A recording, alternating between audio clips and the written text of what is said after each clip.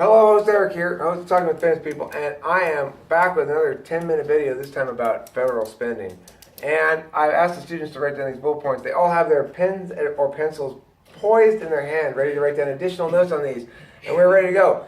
Section 8 refers to the Constitution of the United States, the federal Constitution. You should write that down for sure. Section 8 of what? Section 8 of the Constitution, write it down. Section 8 tells us what Congress can do and what Congress cannot do. Congress can spend money on certain things. They can address certain problems. They cannot make laws about other things. And how do we know which things they can do and which things they cannot do? We have a government of enumerated powers. That means if it's not in Section 8 that says that the Congress can do it, then Congress cannot do it. It's a set of rules that allows them to do certain things, and if it's not on that list, they cannot do it. So if we had a list in here of enumerated powers, and you had a list that you can sit there, you can write, you can learn, but it didn't say you couldn't, you may breathe, then you would not be allowed to breathe. So that's an enumerated powers list. Okay, now, what does the federal government actually spend money on? Well, there are two main things, more than anything else it spends money on. It's like 80% of the federal budget. It's defense and healthcare. Defense and healthcare. Defense refers to the military specifically, not to stuff that happens with domestic security, but rather with international shooting and guns and tanks and stuff. Healthcare. In the status quo, we have a couple of different healthcare programs that the federal government is involved in. Number one is something called Medicare. Medicare. Write it down. M-E-D-I-C-A-R-E. Medicare. And Medicaid. Under healthcare. M-E-D-C-A-I-D. Medicare and Medicaid. Military wrong. Welfare. Welfare programs are things like food stamps. Write that down. Food stamps and any other free money directly from the government. Free money directly from the government. Either free food or free money or free whatever. That is welfare, and it is where the government just straight up redistributes the money. It gets money in from tax dollars and it gives you something directly. Here's some money or some food or something else. Infrastructure. These are the two that we're talking about in this resolution, specifically are welfare and infrastructure. Infrastructure refers to roads, tunnels, bridges, stuff like that. Any physical structure that facilitates life in the United States, but doesn't actually do anything other than just that. So if you want to invest in school infrastructure, you're building school buildings. You are not hiring more teachers. That's not infrastructure. Security. We currently in the United States have something called the Department of Homeland Security. The Department of Homeland Security. And this is a department that was made after 9/11. It's a huge waste of money and a threat to liberty, but people were very upset about 9/11, understandably, so they overreacted and made the Department of Homeland Security. It's another huge federal agency we don't need. So hopefully they'll get rid of it pretty soon. It's a massive drain on everybody. Agency. It's a huge federal agency. A-G-E-N-C-Y. Yes? Does that say D-S? D-H-S. D-H-S. Department of Homeland Security. Okay, next. Land management. Land management means, specifically, the federal government owns land that is not owned by individual people. So, some of that land needs to be managed by doing stuff to it. So, for example, it owns national parks, but it has to hire forest rangers to manage those national parks. It owns other natural resources that need to be managed as well. Those management expenses would fall under land management, and they constitute a very small, tiny, tiny portion of the government expenses.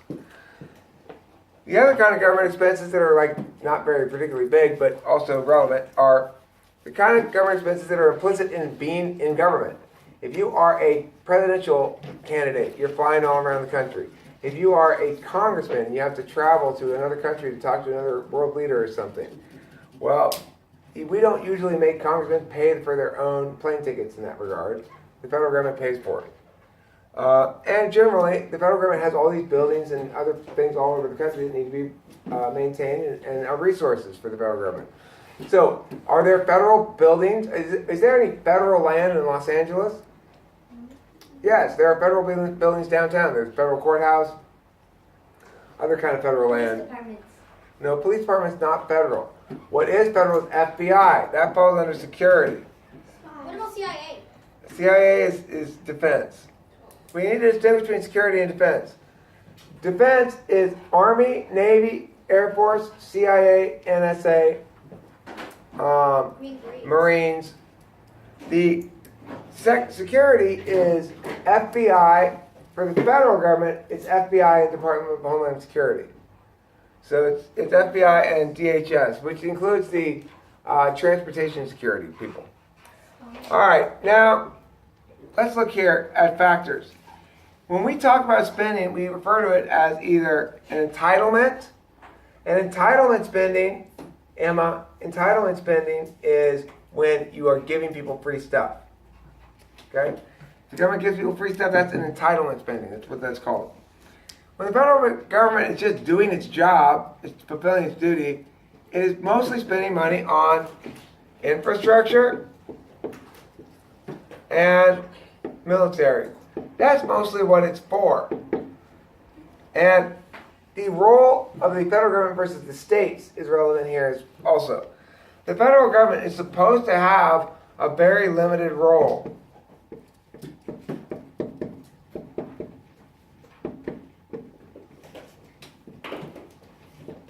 That's why we have a states' rights amendment.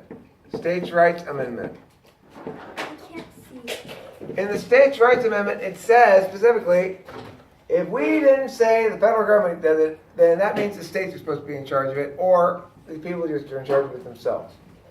And What does that mean? it means specifically that our founding fathers and American democracy in general is suspicious of centralized power. We don't, in general, believe that somebody a couple thousand miles away from us knows better how we should make our own decisions than we do. I don't tend to think that the governor has a better idea of what ought to be done than I do. I don't think President Obama does. I don't think any of the presidential candidates do. I don't think any of them is a more effective decision maker than I am. I think that if the country were to be run properly, I would be president. But that's probably not going to happen. So my point is this. If you're going to tell me what to do, do not assume that I am going to accept your position on what I should be doing as legitimate. Galena. You are not taking notes. You are making scribbles and dark spots of ink. Oh, the shame and the horror. So anyway, we all got derailed for a moment here by shame and horror. Let's get back on point. I've got a minute and 45 seconds left to talk about the impacts. Stimulus. What does this refer to? A stimulus package is government spending intended to make the economy grow. Why are you not writing, Emma? Government spending intended to make the economy grow. Government spending intended to make the economy grow. That's stimulus package. Usually, when the government spends money to stimulate the economy, they do so because we are in some sort of a recession. A recession is when the economy goes down. People lose their jobs. People aren't making as much money. They're not feeling like confident that things are going well in the country. It's called a recession. When we have a recession, a lot of times the government wants to spend money to stimulate the economy. They, in addition, however, necessarily are going to cause some drag in the economy because they're allowing inefficient economic conditions to persist. The economy will always fix itself. The free market will fix itself, provided it is maintained in a set of fair rules that are equally applied to everybody, because it doesn't tolerate inefficiency. So if you're a business and you're not making any money, you have to fire somebody. If you are a government and you're not making any money, you just raise taxes. It doesn't matter if you are a government employee and your government agency doesn't do a good job. It doesn't matter if you fail to implement what you're supposed to accomplish. Doesn't matter if the outcomes they seek are achieved. You get paid the same if you're a government employee, and your government agency is not under any threat for being shut down because it's not accountable to anybody, right? Accountability comes from ownership. So, efficiency is a big problem. When we have government spending, it's necessarily going to be inefficient. It's an inefficient way to do something because nobody owns the thing that's being done. Equity. One of the reasons why we have government is to ensure equity. We cannot simply allow everybody to do what they want and expect it to turn out well. What does equity mean, Ethan, who's not writing anything? You don't know, do you? It means equalness, but with an element of justice in mind. So if I say, hey, that's not fair, you're only 4 feet tall and I'm 6 feet tall. I'm taller than you, that's not fair. That's unequal. It's true, we are not equal height, but it's not inequity. It's not unfair in that way. What? What's the definition again? Equalness, but element of justice. Equalness? With an element of justice. Yes. So equity is fair, equal and fair. Inequity is unequal and unfair. Also, liberty is very much an impact in play here. I'm already at 11:30. I've run out of time. Growth, economic growth is an impact here. So on the one hand, short-term government spending does stimulate the economy and causes economic growth. On the other hand, using this as a model to stimulate the economy, long-term causes economic drag and inefficiency. Now, as far as jobs go, you cannot sustain an economy with government jobs forever because government jobs are necessarily parasitic. They're not doing any real work, creating any wealth in the country. They're merely providing services that perhaps the general population needs. So you have to have a limited amount of government employees or else the economy becomes unsustainable. You cannot have half the people doing real work sustaining the other half of the people. At a certain point, they're not going to want to continue doing that real work. Now, let's look here at jobs. Jobs are going to be added or contracted depending on the amount of government spending and also the amount of private sector activity. And the last one, SOL, which is standard of living. On the one hand, on the welfare side of this resolution, you're going to say government has a job to provide and guarantee a certain standard of living to every human being in this country, no matter what their background is. So that's it for spending right now, and thank you.